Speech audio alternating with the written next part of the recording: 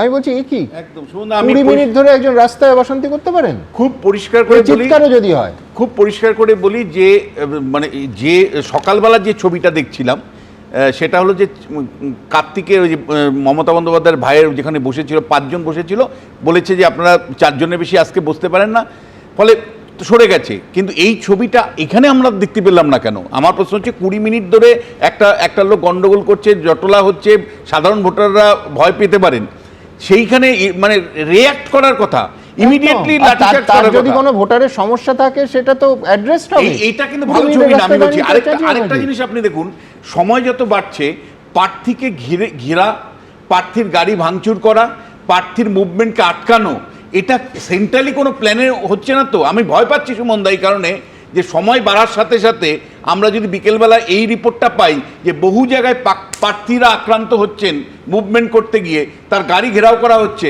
তাকে আটকে দেওয়া হচ্ছে তার মুভমেন্টকে। কারণ পশ্চিমবাংলায় কিন্তু গত কয়েক বছরে এটা একটা কালচার হয়েছে, বামফ্রন্টের আমলে অনেক ধরনের কালচার ছিল, মানে ভোট সংক্রান্ত, অশান্তি সংক্রান্ত, কিন্তু তৃণমূল কংগ্রেস আসার পরে প্রার্থীর মুভমেন্ট আটকে দেওয়া, তাকে ঘেরাও করা, তাকে ধরে গালাগালি করা, এইটা কিন্তু আরেকটা ধরনের মাত্রা পেয়েছে। শান্তনু সেন। না, আমি বিশ্বনাথ দা একটা জিনিস আমি একটু অবাক হচ্ছি যে আপনি এটা দেখতে পাচ্ছেন না যে পরিকাঠামোর মধ্যে দিয়ে নির্বাচন হচ্ছে, যেখানে স্বয়ং জ্ঞানেশ কুমারকে বসিয়েছেন নরেন্দ্র মোদী, অমিত শাহ, যেখানে 2024-এর লোকসভা নির্বাচনে সারা দেশে 3400 কোম্পানি কেন্দ্রীয় বাহিনী, সেখানে একটা রাজ্যের নির্বাচনের জন্য 2400 কোম্পানি কেন্দ্রীয় বাহিনী। কিন্তু আপনি কি এটা দেখতে পাচ্ছেন না যে 2024-এর তুলনায় 2026-এর বিধানসভা ভোটটা কতটা সুষ্ঠুতে হচ্ছে? বলতে আমি তো বলছি, আমি তো আপনার কথা বলছি, ফ্রি অ্যান্ড ফেয়ার ভোট হোক না।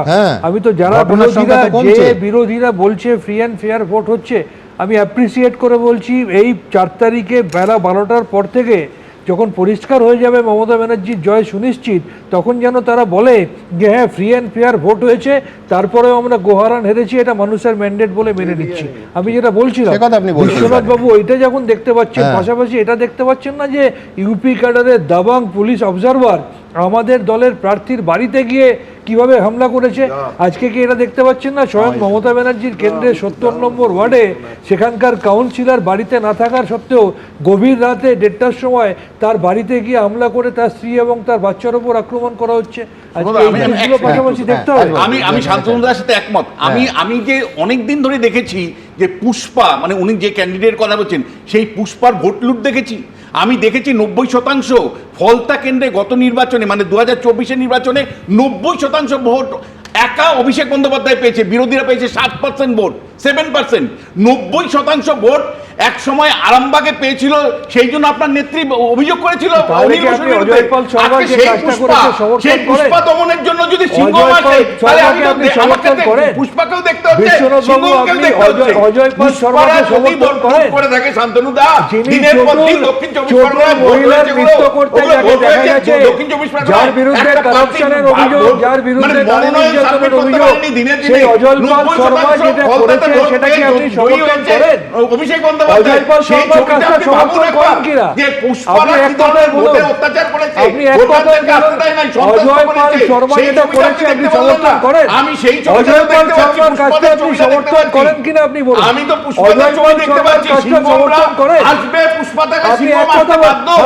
আমি আবার বলছি, আপনি যে দাবাং বলছেন, পুষ্পাটাকে ঝুঁকে গেলেন, আচ্ছা, এবার আলোচনা আমায় ঢুকতে হবে। সেটা হচ্ছে, দেখুন, আমি একেবারে এই দিনের শুরুতে খুব স্পষ্ট করে দিয়েছি যে অজয় পাল শর্মা নিয়ে যা কথা হচ্ছে, যদি তার উপাধি কেউ বলে এনকাউন্টার স্পেশালিস্ট, তাতে গণতান্ত্রিকভাবে আমার তীব্র প্রতিবাদ আছে। গণতন্ত্রে এনকাউন্টারটা কোনো সভ্য সমাজের ভাষা হতে পারে না, 1 নম্বর। 2 নম্বর আসবো তার বিরুদ্ধে শ্লীলতাহানির অভিযোগ। অভিযোগ তো প্রমাণিত হতে হবে। আমি বলছি যে ফ্ল্যাশব্যাকে যান, এটা আজ সন্ধ্যেবেলা আমি ইলাবোরেট করব, বেশি দূর যেতে হবে না।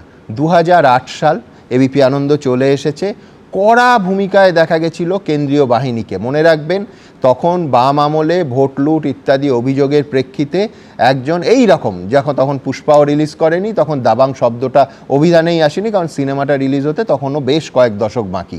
ডিআইজি অলোক রাজের সঙ্গে তৎকালীন সাংসদ লক্ষণ শেঠের সেই একেবারে তীব্র বাদানুবাদ। তৃণমূল কংগ্রেসের অবস্থান কী ছিল দেখুন। আর্কাইভ বড় বিচিত্র জিনিস। কেউ বলতে পারেন যে উনি তো তখন এই রকম পুলিশ অফিসার সরাসরি টক্কর নিচ্ছেন লক্ষণ শেঠের সময়, তৃণমূল তো একেবারে সমর্থন করবেই। হ্যাঁ, ঠিক শান্তনুদা স্টুডিওতে বসে যেভাবে শ্লীলতাহানির অভিযোগের কথা বললেন, অলোক রাজের বিরুদ্ধে শ্লীলতাহানির অভিযোগ দায়ের করা হয় নন্দীগ্রাম থানায়। আমি বলছি তারপরেও কিন্তু তৃণমূল কংগ্রেস অলোক রাজকে সমর্থন করেছে, আর্কাইভ তার সাক্ষী, পর ধরে ধরে দেখাবো আজকেই সন্ধেবেলা। সুতরাং এই দাবাং অফিসাররা কোন পক্ষে আছেন বা কোন পক্ষে আছেন বলে পারসেপশন, সেইটা সব থেকে গুরুত্বপূর্ণ। অর্থাৎ এখানেও কে দাবাং আর কে পুষ্পা সেটা রাজনীতি ডিসাইড করে দেয়। এটাই হচ্ছে পশ্চিমবঙ্গের দুর্ভাগ্য।